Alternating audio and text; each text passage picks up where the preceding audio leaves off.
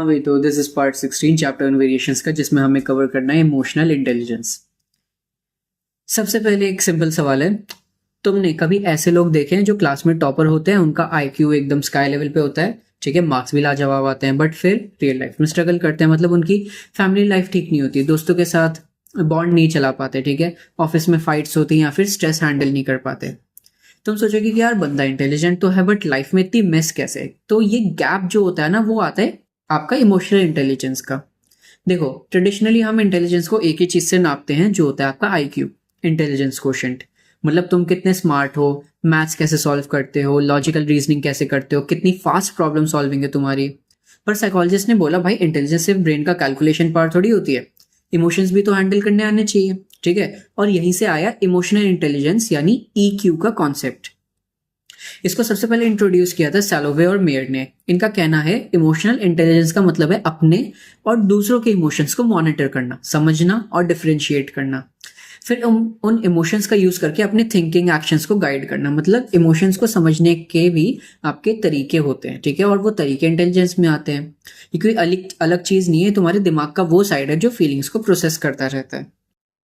अब तुम सोचोगे कि भाई साहब इसका फायदा क्या है? देखो, अगर तुम्हारा EQ हाई है ना, तो तुम अपनी फीलिंग्स को समझ लोगे, कब कब आपको गुस्सा आ रहा है, कब टेंशन हो रही है, कब खुशी है। सिर्फ इतना ही नहीं, तुम दूसरों के चेहरे, आवाज, बॉडी लैंग्वेज देख के भी उनके इमोशंस को पकड़ सकते हो। एग्जाम्पल के लिए सोचो, तुम्हारा दोस्त क्लास में चुपचाप बैठा हुआ है, बिना बोले कि तुम कैसा फील कर रहे हो, बेसिकली कि आपका वो चुपचाप बैठा हुआ है, ठीक है, कुछ नहीं बता रहा, तो बिना उसके बोले तुम उसको काइंड ऑफ रीड कर लोगे, फील कर लोगे कि उसका मूड ऑफ है, और शायद तुम उससे जेंटली बात करने का ट्राई करो, ठीक है। यही होता है आपका इमोशनल इंटेलिजेंस। इसका इंपॉर्टेंट पार्ट ये भी है, रेगुलेशन ऑफ इमोशंस। मतलब तुम अपना गुस्सा कंट्रोल कर पाओ, अपने स्ट्रेस को हैंडल कर पाओ, और अननेसेसरी अपनी फीलिंग्स को दूसरों और अपने आप का दिमाग खराब ना करो, ठीक है। सोचो तुम्हारा बॉस तुम्हें डांट रहा है और तुम उसी वक्त गुस्से से चिल्लाना शुरू कर दो, ठीक है, लाइफ खराब हो जाएगी। लेकिन अब वहीं आप अपना कामली चीजें डील करो, तो पर्सनल और प्रोफेशनल लाइफ आपकी स्मूथ चलेगी। अब देखते हैं इमोशनली इंटेलिजेंट लोगों की खास बातें क्या होती हैं। ओ, लाइट चली गई, बी राइट बैक यार। हाँ भाई, तो लाइट आ गई। हम कवर कर रहे थे कि इमोशनली इंटेलिजेंट लोगों की फीचर्स क्या होते हैं, स्पेशलिटीज क्या होती है। तो सबसे पहले होता है कि वो अपने फीलिंग्स इमोशन को क्लियरली समझ लेते हैं। मतलब अगर उन्हें टेंशन है तो उसको आइडेंटिफाई कर लेते हैं कि हाँ, ये एंजाइटी है, ठीक है, ये बस हल्का स्ट्रेस है, या ये मेजर टेंशन है। दूसरा, वो दूसरे के इमोशंस भी सेंस कर लेते हैं, चेहरे के एक्सप्रेशंस, टोन, आंखों की मूवमेंट, सब देख के उनको समझ आता है कि सामने वाला बंदा क्या फील कर रहा है। तीसरा, वो इमोशंस को अपने थॉट्स के साथ कनेक्ट कर लेते हैं। मतलब अगर उनको गुस्सा आ रहा है तो वो सोचेंगे कि उस गुस्से का मेरे डिसीजन पे क्या इफेक्ट होगा। चौथा चीज उन्हें समझ होती है कि इमोशंस की इंटेंसिटी कितनी पावरफुल होती है।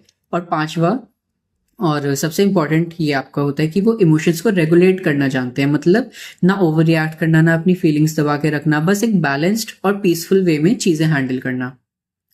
अब इस EQ का एकदम प्रैक्टिकल यूज होता है स्कूल्स और कॉलेजेस में भी, ठीक है।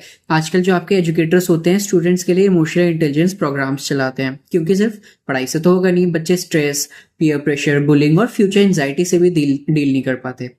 अगर उनको EQ ट्रेनिंग दी जाए तो उनके एकेडमिक्स भी इंप्रूव होते हैं, बच्चे कोऑपरेटिव बन जाते हैं, एंटी सोशल बिहेवियर कम होता है। मतलब EQ तुम्हें एकदम रेडी करता है रियल दुनिया के चैलेंजेस को फेस करने के लिए, राइट। तो अगर आप देखो चाहिए तो तुम्हारा सीधा कंक्लूजन ये बनता है कि IQ तुम्हें एक स्मार्ट स्टूडेंट बनाता है, लेकिन EQ तुम्हें एक सक्सेसफुल इंसान बनाता है। मार्क्स अच्छा आना इन इटसेल्फ इंपॉर्टेंट है, बट दूसरों के इमोशंस को हैंडल करना, अपनी लाइफ को सीधे ट्रैक पे रखना, that is also a big factor, right. So that is all for the 16th part I believe. मैं 17 में मिलता हूँ तुम्हें, ठीक है। टेक केयर यार, बाकी सारे पार्ट्स भी देख लेना, छोटे छोटे हैं, टॉपिक वाइज बनाए, it will cover everything so smoothly, ठीक है। ठीक है, बाय बाय।